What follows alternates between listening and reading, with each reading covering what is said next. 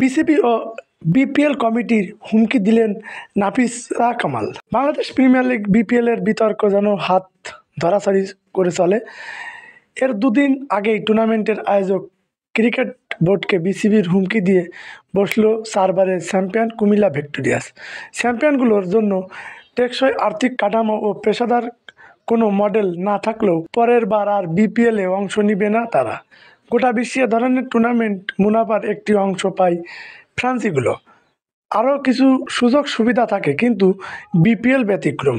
এ বিষয়ে আজ গণমাধ্যমে মুখোমুখি হয় Nafisa Kamal. BPL governing council উচিত সবগুলো ফ্রান্সি নিয়ে একসঙ্গে বসা, সবাইকে টুর্নামেন্টে লভ্যাংশ দেওয়া। নাফিসা কামাল বলেন, বিপিএল কর্তৃপক্ষ উচিত অল্প হলেও ফ্রান্সিগুলো লভ্যাংশ দেওয়া, একটা কাঠামো তৈরি করা।